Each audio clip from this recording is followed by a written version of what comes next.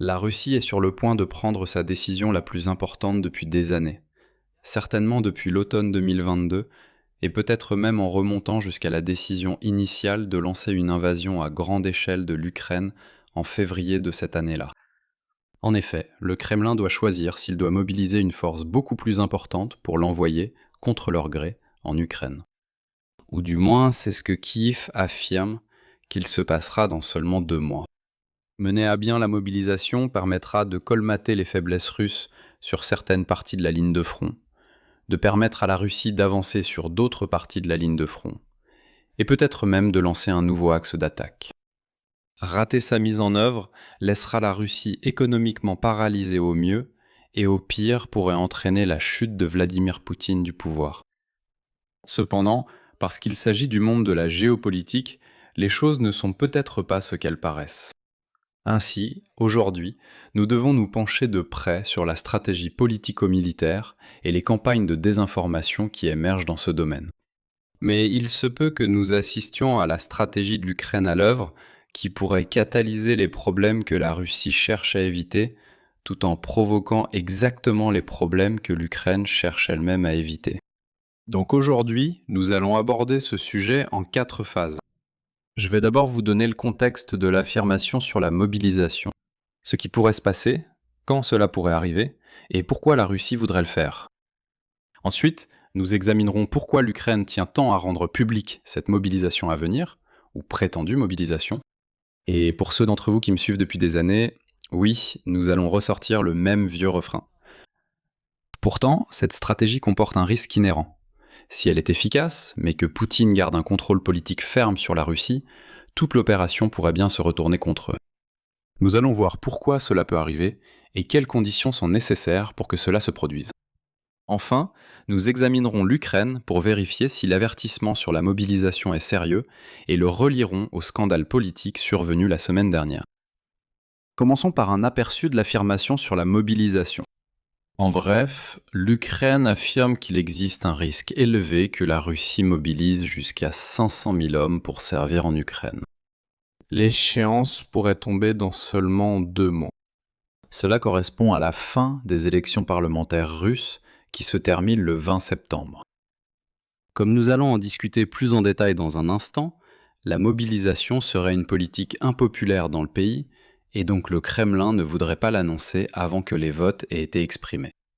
Je sais que cela peut sembler étrange, parce que la Russie est un pays de plus en plus autoritaire, mais le pouvoir de Poutine et sa mainmise sur la population ont encore des limites. Même les élections dont les vainqueurs sont prédéterminés inquiètent les autocrates, car l'élection elle-même peut être un appel à des manifestations coordonnées par les citoyens. On voit même les limites du pouvoir du Kremlin dans la procédure de mobilisation elle-même. J'ai dit il y a un instant que ces soldats seraient mobilisés en Ukraine. En fait, selon la loi russe, ils seraient mobilisés sur le territoire de la Fédération de Russie, qui, par hasard, était auparavant un territoire ukrainien, avant que les signatures ne soient apposées sur ces pages que vous regardez maintenant. C'est une particularité de la conscription russe, où, selon la loi, ces soldats ne peuvent être déployés que pour défendre le territoire russe. L'Ukraine prévient que certains iront directement sur le front Est dans les 2 semaines après la mobilisation. Cela se situerait vraisemblablement à l'extrémité sud, où la Russie est en difficulté depuis quelques mois, grâce à l'afflux de frappes contre la logistique de l'Ukraine dans la région. Quant au reste, qui recevra une formation supplémentaire, la solution la plus simple pour eux serait de se rendre du côté nord du front principal, afin de progresser plus rapidement vers Kharkiv. Une approche plus créative, qui nécessiterait quelques ajustements de la législation de la Fédération, consisterait à les envoyer créer un nouveau front en descendant depuis la Biélorussie vers Kiev. Vous savez, puisque ça a si bien marché la dernière fois. La dernière possibilité évoquée, qui nécessiterait encore plus de nouvelles lois bricolées à la va-vite, serait d'attaquer les pays baltes. Vous avez peut-être remarqué mon scepticisme concernant cette option. Avec tous les reportages, prenons un moment pour discuter de la crédibilité de cette affirmation. Alors, est-ce que c'est vrai ? Vous remarquerez que l'histoire n'a pas encore été reprise par les médias grand public, ce qui indique qu'il y a un certain scepticisme. À la place, des médias régionaux comme le Kyiv Post et des médias spécialisés dans le domaine militaire comme War on the Rocks ont mis le sujet en avant. Je le sais grâce au sponsor qui revient pour la vidéo d'aujourd'hui, Ground News. Au-delà du simple suivi de l'étendue de la couverture et du biais des médias, la fonction angle mort de Ground News met également en avant les sujets qui échappent à chaque camp politique. Comme la droite qui passe sous silence l'appel téléphonique du nouveau Premier ministre britannique à Zelensky, et la gauche qui ignore la quantité de pétrole exporté par l'Iran pendant le cessez-le-feu, qui n'en était pas vraiment un. Et en allant sur ground.news/lines on maps, ou en scannant le code QR affiché à l'écran, vous pouvez bénéficier d'une réduction fantastique de 40% sur un abonnement Vantage, qui vous donne accès à toutes ces fonctionnalités et bien plus encore. Merci encore à Ground News d'avoir sponsorisé la vidéo d'aujourd'hui. Revenons à la question principale. Est-ce que ces affirmations sont vraies ? Peut-être, mais les affirmations en elles-mêmes ne vont pas influencer mon opinion d'une manière ou d'une autre. Ce que nous avons ici, c'est encore une situation où il vaut mieux ne pas écouter ce que disent les dirigeants. Supposons un instant que ces affirmations soient vraies, et qu'à la fin du mois de septembre, le Kremlin lance un appel à la mobilisation. L'Ukraine voudrait rendre cela aussi difficile que possible à la Russie, ce qui signifie faire en sorte que le plus grand nombre d'hommes russes soit aussi loin que possible de la Russie. Ces déclarations publiques avertissent les personnes concernées.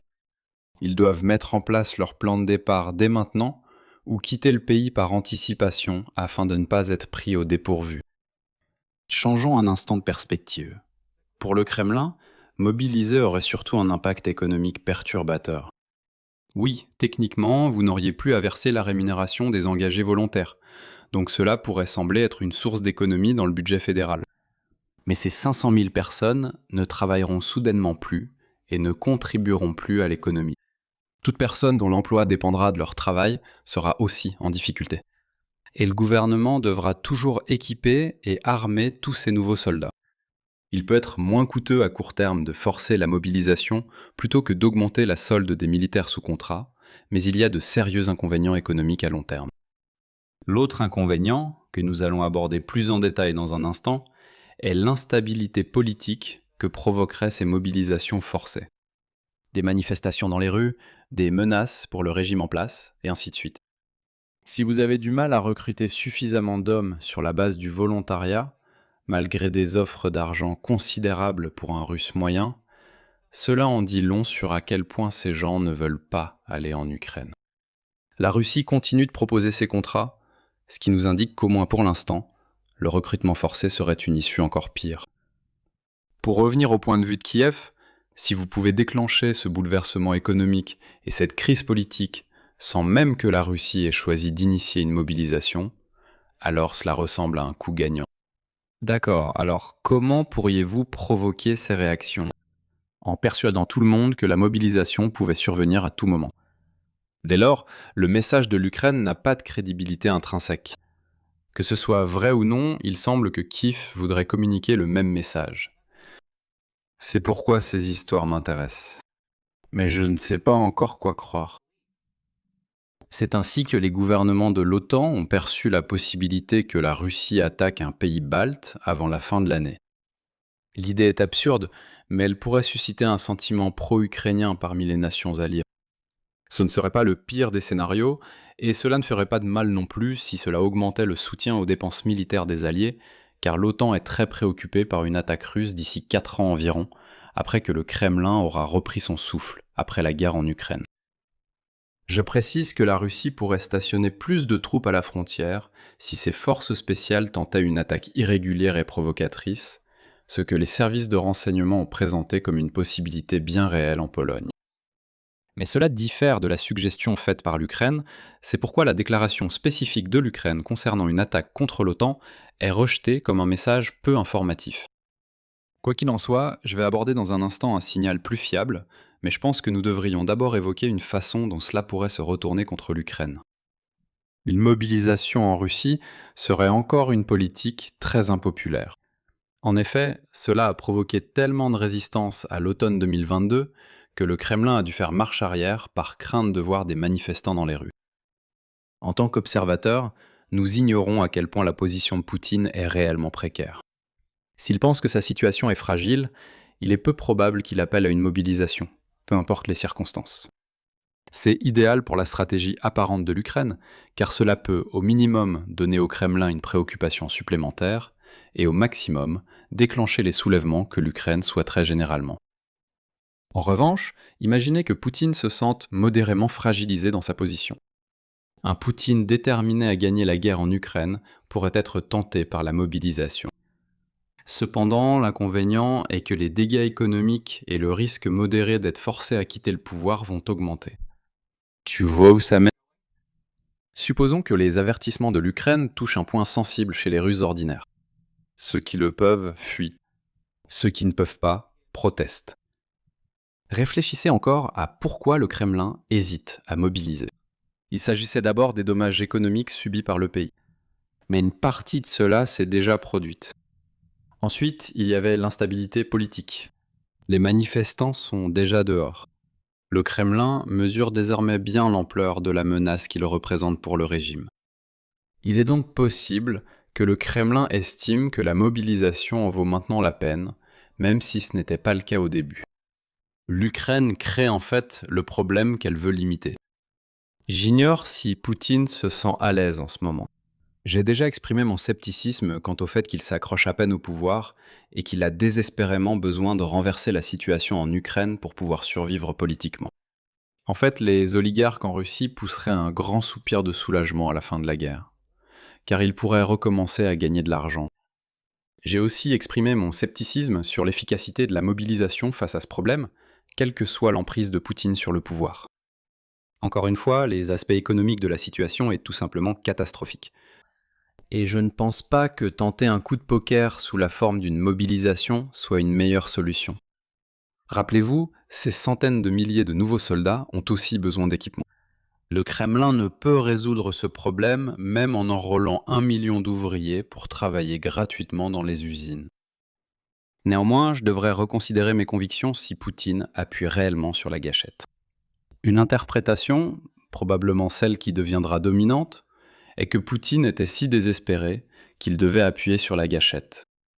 Cependant, cette décision s'explique aussi par la domination de Poutine, rendant les risques politiques minimes face aux gains potentiels de l'afflux d'effectifs. Aucune de ces conclusions ne semble raisonnable compte tenu de ce que nous savons. C'est pourquoi l'annonce de la mobilisation serait si étrange. Pour conclure aujourd'hui, je ne pense pas que tout ce que nous avons observé sur ce front de la part de l'Ukraine ne soit que de simples paroles en l'air. Vous suivez peut-être le scandale en cours à Kiev concernant le limogeage par Zelensky du ministre de la Défense Mikhailo Fedorov. Fedorov était populaire dans le pays, mais il s'est brouillé avec le chef de l'armée ukrainienne, le général Oleksandr Syrski. L'explication officielle est que Fedorov était jugé inefficace pour le recrutement destiné au front, ce que les commandants ukrainiens estiment être la réponse appropriée à la mobilisation russe. Cela a conduit à une rupture entre les deux camps, Zelensky prenant finalement le parti de Syrski.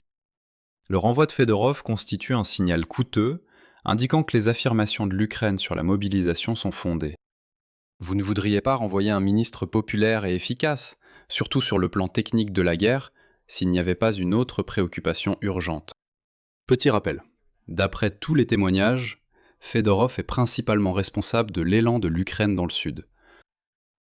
Cependant, cela ne prouve pas que la mobilisation soit vraiment dans l'esprit des décideurs ukrainiens. Le départ de Fedorov pourrait aussi résulter de luttes politiques internes, et cela peut alors servir de prétexte commode.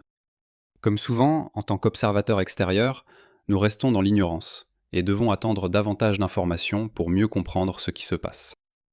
Je dois aussi préciser que les manifestations se poursuivent et que beaucoup spéculent sur un possible remplacement prochain de Syrski par Zelensky. Il est possible que cela soit déjà arrivé lorsque vous regardez cette vidéo. Je ne pense pas que cela modifie notre interprétation de l'argument du signal coûteux évoqué plus haut.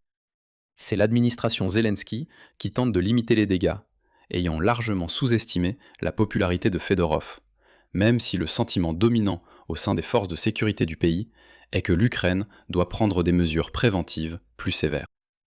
Alors, quelles sont nos conclusions pour aujourd'hui ? L'Ukraine est catégorique, la Russie compte bien mobiliser. Des incitatifs majeurs poussent à déformer les propos des renseignements ukrainiens, d'où l'importance de consulter d'autres signaux. Les remaniements ministériels donnent quelques indices, mais rien de concret. Et il y a un certain risque que tout cela se retourne contre l'Ukraine. Merci à Grand News d'avoir sponsorisé la vidéo d'aujourd'hui. Allez sur ground.news/lines ou scannez le code QR affiché à l'écran pour bénéficier d'une réduction fantastique de 40% sur un abonnement Vantage. En attendant, vous pouvez vous rendre sur ma chaîne secondaire pour regarder une vidéo liée où j'essaye de démêler les affirmations selon lesquelles les soldats russes ne survivent que 30 minutes en première ligne. Et si vous avez apprécié la vidéo d'aujourd'hui, merci de liker, partager et vous abonner, et William Spaniel vous retrouvera demain. Prenez soin de vous.